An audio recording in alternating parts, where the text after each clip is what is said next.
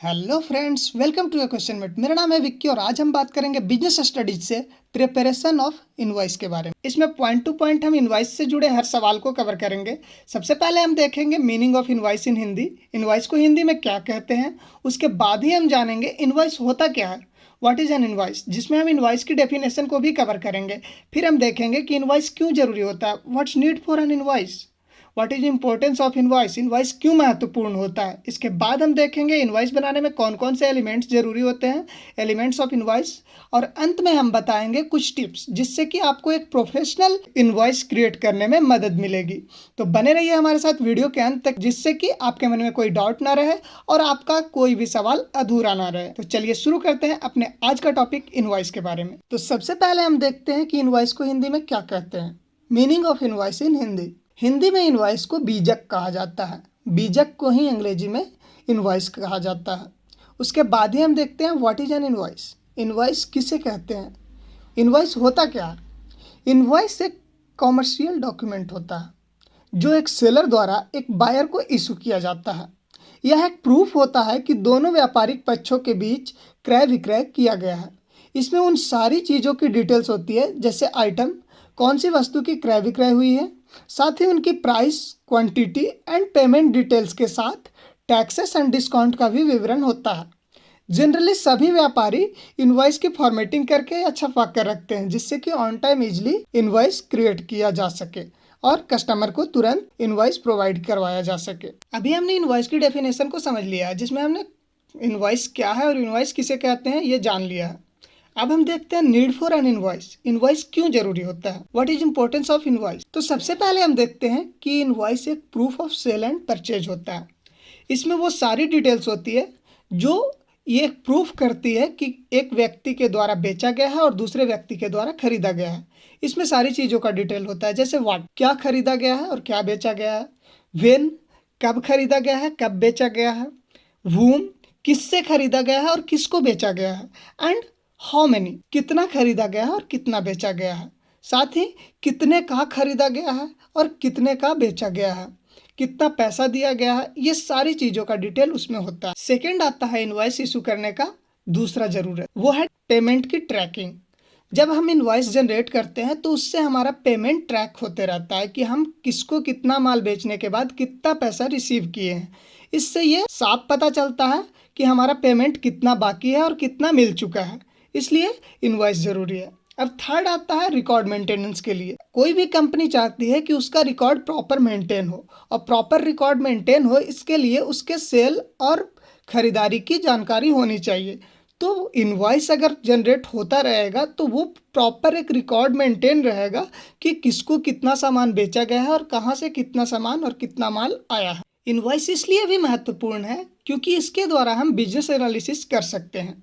जब हम invoice generate करते हैं तो उसमें सारी चीज़ों की डिटेल्स होती है, जिससे कि हमें ये पता चलता है, हमारे पास प्रॉपर डेटा होता है कि हमारे बिजनेस में कितने का माल कहाँ बिका है, कहाँ से कितना खरीदा गया है और कितना मेंटेन हुआ है। तो इससे हम पूरे बिजनेस को एनालिसिस कर सकते हैं कि हमारा कब सबसे ज़्यादा बिक्री हुई है, कब सबसे कम हुई है, सबसे टॉप ब्रांड कौन सा है जो सबसे ज़्यादा हमारे पास बिकता है, सबसे कम बिकने वाला ब्रांड कौन सा है। ये सारी चीज़ों का एनालिसिस हो जाता है। हमारे पास कस्टमर का डिटेल होता है कि कौन सा कस्टमर कब कितना खरीदता है, कहाँ से कौन सा कस्टमर और रिटेन हो रहा है, कौन एक बार खरीद के चला जा रहा है। ये सारी डिटेल्स हमें मिल जाती है, जिससे हम बिजनेस एनालिसिस कर सकते हैं। लास्ट में जो सबसे इसका इम्पोर्टेंट पॉइंट होता है कि इनवॉइस हमारे टैक्स फिलिंग के लिए बहुत इजी वे बना देता है।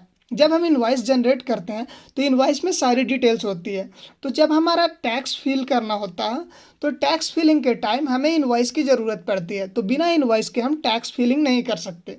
तो इसीलिए इनवॉइस इन सारी चीज़ों के लिए इम्पोर्टेंट है। हमने अभी देखा कि इनवॉइस क्यों ज़रूरी है। इसमें सबसे पहले हमने देखा प्रूफ ऑफ सेल, उसके बाद देखा ट्रैक पेमेंट, फिर मेंटेनेंस रिकॉर्ड, उसके बाद बिजनेस एनालिसिस और इजी टैक्स फिलिंग। ये सारी चीज़ें महत्वपूर्ण है, तभी इनवॉइस जनरेट किया जाता है। अभी हमने इनवॉइस की मीनिंग, डेफिनेशन एंड नीड को समझ लिया कि इनवॉइस क्या है और क्यों जरूरी होता है। अब हम देखते हैं एलिमेंट्स ऑफ इनवॉइस।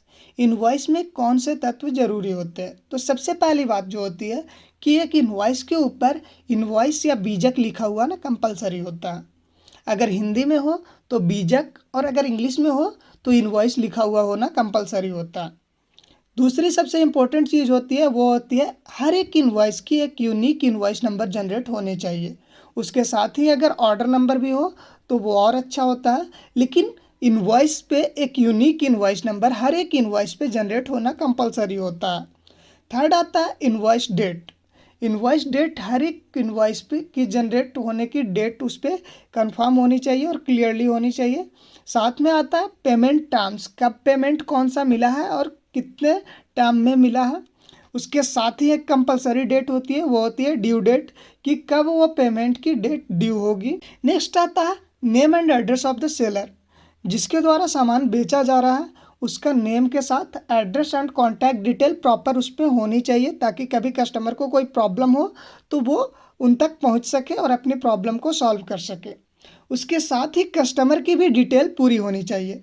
उसकी बिलिंग एड्रेस और शिपिंग एड्रेस दोनों होने चाहिए उसके नाम के साथ और उसके कॉन्टैक्ट डिटेल के साथ, ताकि अगर कभी पेमेंट के लिए या किसी और इशू के लिए एक सेलर को बात करना हो अपने कस्टमर से या फिर उससे कांटेक्ट करना हो तो वो प्रॉपर तरीके से हो सके।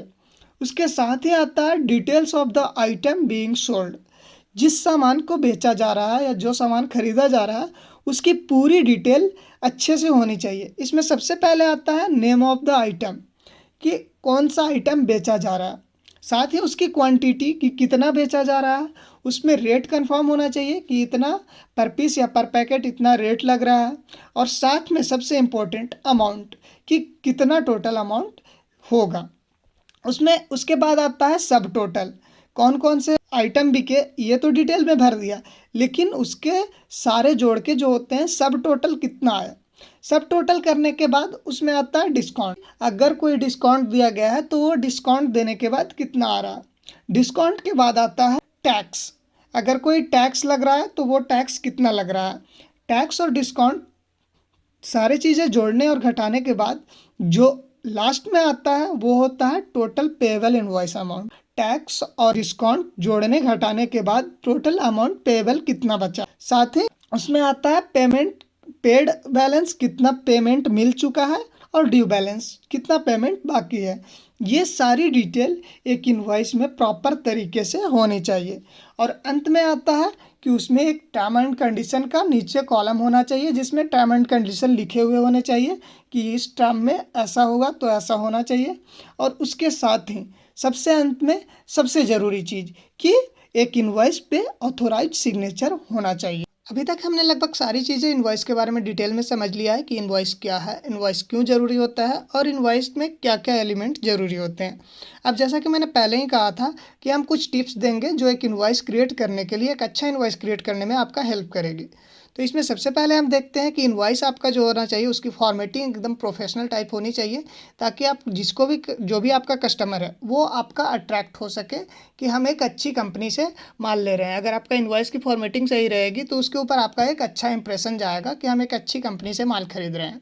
नेक्स्ट आता है क्लियर डिस्क्रिप्शन। आपको हर चीज़ क्लियरली कस्टमर की जानकारी में रखने के लिए इनवॉइस में हर चीज़ को क्लियर होना चाहिए। कोई हिडन चार्जेस नहीं होनी चाहिए। हिडन चार्जेस से होता क्या है कि आपका कस्टमर आपके बारे में प्रॉपर नहीं जान पाता है, तो बाद में हिडन चार्जेस की वजह से आपका कस्टमर रिलेशन ख़राब होता है। साथ में कोई हिडन टर्म एंड कंडीशन भी नहीं होने चाहिए जो बाद में कस्टमर को पता चले तो आपके कस्टमर के साथ आपका रिलेशन ख़राब हो। नेक्स्ट आता है आउटस्टैंडिंग पेमेंट। आपका पेमेंट का टर्म क्लियर होना चाहिए कि आपका कितना पेमेंट मिल चुका है, कितना बाकी है। ये सारी चीज़ें आउटस्टैंडिंग में दिखते रहे तो इससे आपका कस्टमर भी क्लियर होता है कि कस्टमर को कितना पेमेंट देना है और आप भी क्लियर होते हैं कि हमको कितना लेना है। तो इसीलिए आउटस्टैंडिंग पेमेंट का एक कॉलम बहुत ज़रूरी होता है इनवॉइस में, वो आप प्रोफेशनलिज्म को दिखाता है। नेक्स्ट आता है इंसेंटिव एंड प्रमोशन आप कर सकते हैं। इनवॉइस में जब आप किसी कस्टमर को इनवॉइस देते हैं तो आप साइड में एक कॉलम रख सकते हैं प्रमोशन के लिए। अपने प्रमोशन के लिए अगर आप सीजनल कोई प्रमोशन करते हैं, कोई इंसेंटिव देते हैं तो सीजनली आप ऐसा करते हैं तो आप उसमें ये जानकारी दे सकते हैं कस्टमर को साइड में एक कॉलम में कि हम सीजनली ऐसा कोई इवेंट रखते हैं जिसमें आपको छूट मिलती है या डिस्काउंट मिलता है। तो इससे आपका प्रमोशन भी हो जाएगा, एडवर्टाइजिंग का खर्चा भी बच जाएगा, और इनवॉइस तो ऐसे भी हर कस्टमर को देना है तो आपके कस्टमर से आपकी रिलेशन भी बनी रहेगी और बाद में वो कस्टमर आपके सीजनली प्रमोशन के टाइम रिटेन होगा। उसके साथ ही नेक्स्ट आता है मल्टीपल पेमेंट ऑप्शन। आप अपने इनवॉइस में मल्टीपल पेमेंट ऑप्शन दे सकते हैं। जैसे अब कैश का ऑप्शन तो हमेशा रखते हैं, लेकिन कैश के साथ साथ आप अपने बैंक डिटेल्स दे सकते हैं। बैंक डिटेल के साथ साथ आप उसमें यूपीआई एड्रेस, जो कि आजकल सबसे ज़्यादा फेमस है, साथ ही आप अपनी पेमेंट के लिए लिंक दे सकते हैं कस्टमर को, ताकि वो ऑनलाइन पेमेंट कर सके। और पेमेंट के मल्टीपल मेथड होने से आपको पेमेंट जल्दी मिलने के चांसेस होते हैं। इसके साथ ही अंत में आता है आपको एक थैंक यू नोट लिखना चाहिए नीचे, जिससे कि कस्टमर को लगे कि आप पोलाइटली उसके साथ पेश आते हैं, जिससे कस्टमर पे आपका अच्छा इंप्रेशन जाए। तो फ्रेंड्स, आज हमने समझ लिया क्लियरली इनवॉइस के बारे में। तो कैसा लगा आपको वीडियो, कमेंट में ज़रूर बताएं, और अगर आपको कोई डाउट हो तो भी कमेंट लिखें। सब्सक्राइब कीजिए हमारे चैनल योर क्वेश्चन मेट को, और नेक्स्ट वीडियो में हम बताएंगे टाइप्स ऑफ इनवॉइस। इनवॉइस कितने प्रकार के होते हैं और कौन कौन से प्रकार के होते हैं, उसके साथ ही हम इनवॉइस को और ज़्यादा डिटेल में समझेंगे। तो मिलते हैं नेक्स्ट वीडियो में नेक्स्ट टॉपिक के साथ। तब तक के लिए have a good life, make a great story of your life. Thank you. Subscribe करना मत भूलना।